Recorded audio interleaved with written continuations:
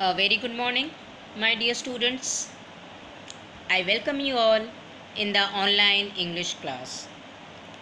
Today, I am going to start the class with a new lesson, Rumpelstiltskin. My dear students, generally, we love to see, learn, read, and listen various types of stories. We are all storytellers or story listeners. Actually, a story is a depiction of a journey. In a story, we follow a character or a series of characters on a journey as they pursue something up against certain obstacles. A story is the telling of an event, either true or fictional. A story is a means of transferring information, experience, attitude, or point of view. So every story has a teller and a listener. For example, I am a storyteller and you are all our listeners. So today's new lesson is Rumpelstiltskin, and this particular story is based on power and greed. In this story, the poor miller, the king, and Rumpelstiltskin, they all want power or use what they have to get an upper hand. The poor miller wants to seem more powerful in the king's eyes, and so he tells him about his daughter's talent. So, my dear students, at first we read the lesson perfectly. So, listen it carefully. So, let's start. Lesson 6, Rumpelstiltskin. Once there was a miller who was very poor. He had a very beautiful daughter. Now, it so happened that he had to go and speak to the king. In order to make himself appear important, he said to the king, "Your Majesty, I have a daughter who can spin straw into gold." Spin straw into gold? If your daughter is as clever as you say, bring her tomorrow to the palace and I will put her to the test. The next day, the miller brought his daughter to the king's palace. The king took her into a room which was full of straw. Pointing to a spinning wheel and reel, he said to the girl, "Now set to work, and if by tomorrow morning you have not spun this straw into gold, you must die." The poor girl had no idea how straw could be spun into gold. She sat there not knowing what to do. She grew frightened and began to weep. All at once, the door opened, and in came a little man. He said, "Good evening, my fair lady. Why are you crying so? Alice, answered the girl, I have to spin all this straw into gold, and I do not know how to do it. What will you give me if I do it for you? Asked the little man. You can take my necklace, said the girl. The little man took the necklace from her and sat in front of the wheel. Whir, whir, whir. He turned the wheel 3 times and the reel was full.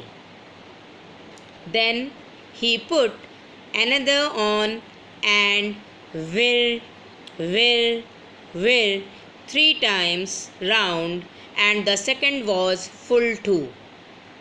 And so it went on until morning, when all the straw was spun and all the reels were full of gold. By daybreak, the king was already there, and when he saw the gold, he was astonished and delighted. But he only became more greedy. He took the miller's daughter into another room full of straw and ordered that she spin it into gold if she valued her life. The girl was crying when the door opened again, and the little man appeared and said, What will you give me if I spin that straw into gold for you? The ring on my finger, answered the girl. The little man again began to turn the wheel, and by morning had spun all the straw into glittering gold. The king was overjoyed, but the sight of the gold only made him desire for more.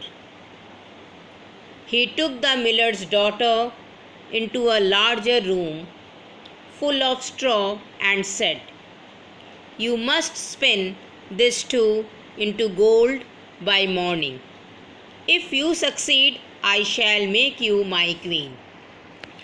When the girl was alone, the little man came again for the 3rd time and said, What will you give me if I spin the straw for you?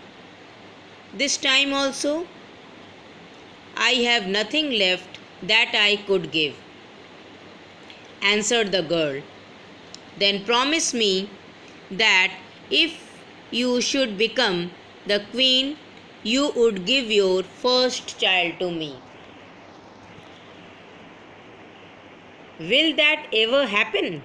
Thought the miller's daughter, and not knowing how else to help herself, she promised the little man what he wanted. The little man once more spun all the straw into gold. When the king came in the next morning and got what he had wished for, he took her in marriage. The pretty miller's daughter became a queen. A year later, the king and the queen had a lovely baby. The queen forgot all about the promise she had made to the little man. Suddenly, one day, the little man appeared and asked the queen to give him her baby. She offered him all the riches of the kingdom instead of her child. But the little man didn't want to accept anything else. Then the queen cried and cried so much that the little man took pity on her. The little man said, You can keep your child, but on one condition. In 3 days you must find out my name. If you fail to do so, I shall come and take away your child. The queen thought of all the names that she had heard. She sent a messenger to every nook and corner of the country for any other names that there might be. When the little man came the next day, she uttered all the names she knew: Caspar, Melchior, Balthazar, and so on. But to every name the little man said, "No, this is not my name." On the second day, she had inquiries made in the neighborhood about the names of people there. She repeated them to the little man. "Perhaps your name is Sheepshanks, Lace Leg, Short Ribs." But the little man only said, "This is not my name." On the third day, the messenger came back again and said, "I have not been able to find a single new name, but as I came to a high mountain at the end of the forest, I saw a little house, and before the house a fire was burning, and round about the fire a little man was jumping and hopping as he sang, Today I brew, today I bake, tomorrow I will the baby take. For the queen will lose the game, for she knows not my fame, and that Rumpelstiltskin is my name." When the queen heard this, she jumped for joy. The next day, when the little man came in and asked, "What is my name?" she said, "Is your name Conrad or Harry? Perhaps your name is Rumpelstiltskin." When the little man heard this, he cried out in anger, "The devil has told you that! The devil has told you that!" Then, in a fit of rage, he stamped his foot and pushed the earth so hard that his whole leg went into the ground. When he tried to pull out his leg with great force, it tore his body into two. The queen was terrified, but she was relieved that the little man was no more alive to trouble her. So, my dear students, reading of this lesson, Rumpelstiltskin, is over. So, you must read 3 to 4 times this chapter at home very nicely with good and correct pronunciation. In next class, I will start the explanation of this chapter, and today I am going to stop this lesson here. Thank you and have a great day.